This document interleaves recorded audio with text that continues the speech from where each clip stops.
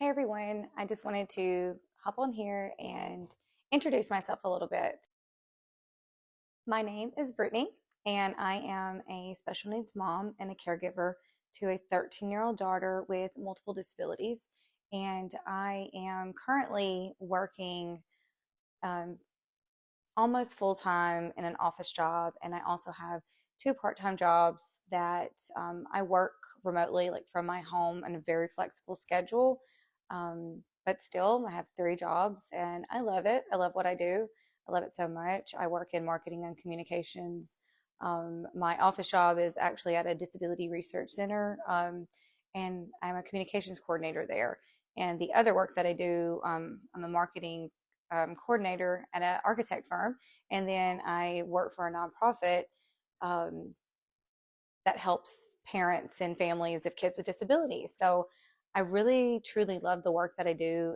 It's very purpose-driven work, and I wouldn't have that any other way. But I just want to be very honest about where I'm at this phase in my life with Alyssa, because she does have disabilities, and the fact that she's not able to attend a daycare after school, anytime that school's out, that leaves me not having childcare for her.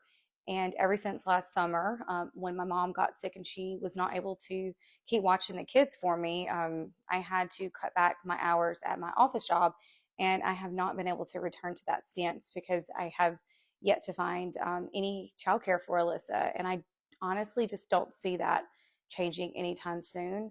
So I've really just kind of come to the point where I knew that I needed to make some changes because there was a lot of stress and tension at work with me coming into a role that I knew was full time and then not being able to fill that obligation.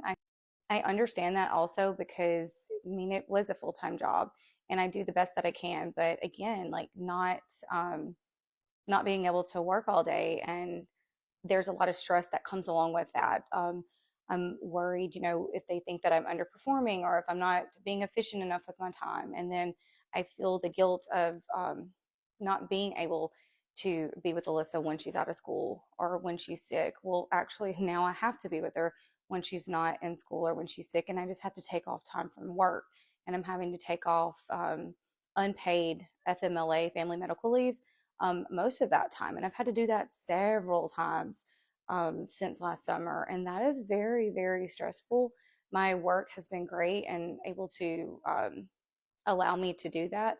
So I am truly blessed. But again, it's just been a lot to deal with. And I knew that I needed something different. And that's when last October, the idea for Regulate to Rise and the care guide method, pretty much the whole scope of everything, that transformational journey that I want to take caregivers on, came to me overnight.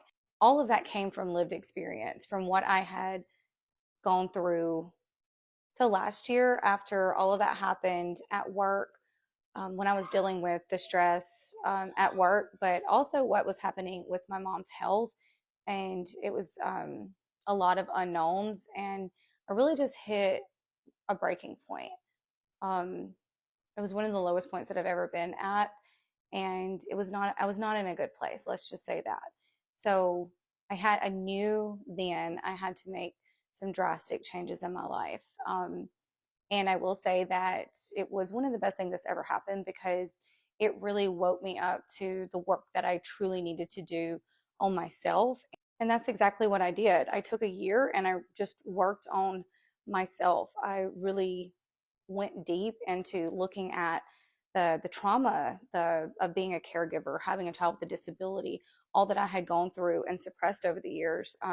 I really wasn't even aware of it until I started bringing it to the surface and realizing that I had to work on it. And it was something that takes time and takes compassion and understanding and being able to give yourself grace. And so through that inner work and journey, that is whenever I started developing what I didn't even know at the time was the care guide method.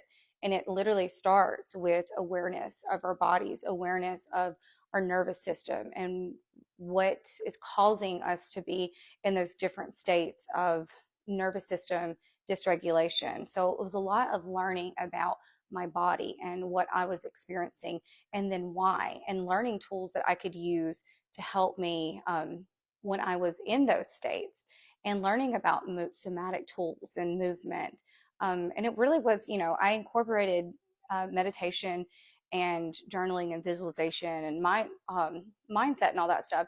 But that's not where I needed to start. And that's not where most people need to start. And what makes the Care Guide method so different is that I'm not just saying like breathe and think positive, because that's not the reality when it comes to caregivers or anyone for that matter who has experienced immense stress and immense trauma over long periods of time. This is stuff that is stored in our bodies that we're not even aware of. And it's something that needs to be taken seriously and, again, worked through on a personal level, individually. So the Care Guide method is a 6-phase framework that takes a person from the very beginning, and it focuses on awareness and then regulation, and then it goes into reframing and reconnecting with our bodies and rewriting our stories, because being a caregiver or being a stay-at-home mom or a parent of a child with a disability or anything that takes your time away from what your passions and what you were previously doing, it can't help but shape your identity and change you. And that's not to say that you can't get that back. And that's ultimately what the goal going through this transformational journey is, to get caregivers and anyone who is going through this with me helping you. I'm able to walk you through these steps, walk you through the whole process, because I've been there, I've lived through it. And it's something that you can learn, but you can also incorporate again and again, because that's one thing about being a caregiver and being a parent, is that this isn't something that we can just turn on and off. This is our lives. This is like what we live every day. And of course, I want you to be able to have the tools necessary, to get through your hard stuff. But that's not going to say that the hard stuff's not going to be there, because it is. And you're not always going to be perfect in the way that you handle situations. But just being aware of how you're feeling, even if it's in retrospect, that is huge, because I know if you're like me, many of y'all were not even aware of just how badly you were reacting and how much your mind was just going to all these different scenarios and kept you in a constant state of worry and anxiety and stress, just worrying about the future, reliving the past, just having so much guilt and shame related to everything that you've been through. These are things that, again, take time, and they're not just going to heal and go away instantly. But I am living proof that you can overcome things in your life, because I have. And that is what is now my new passion in life, is to help caregivers, to help anyone that has experienced hardship, that is ready, because it's important to be ready. It's important to not be pushed into this, and nobody can be, because the only person that can change you is going to be you.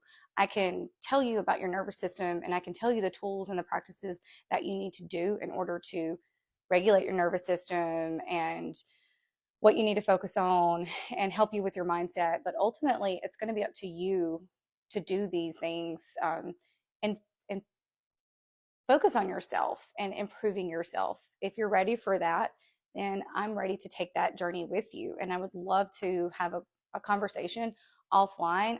So I just really wanted to get on here and let you all know that I am a real person, and I wanted to kind of tell you a little bit more about myself. So I'm not just, that face you see in a video with some text on the screen. Like, I am a real person who has a real story and who has a real mission for what I'm doing right now. And it's not about money for me. It's not about because I can go get another part-time job working remotely from home. It's not even about that. It's just that after going through what I went through and having my spiritual awakening and realizing that one of the biggest changes I needed to make was finding my joy again, finding my passion and my drive. And I've always been the type of person that um, wanted to help people. That's why I work with nonprofits. That's where I work in the disability field.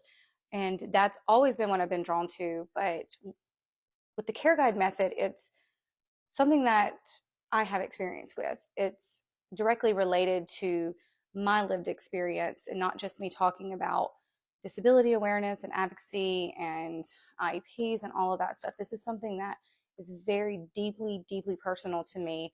And I think because of that, it's really driving me to continue this, even with 3 jobs, even with 3 kids and a child with disabilities.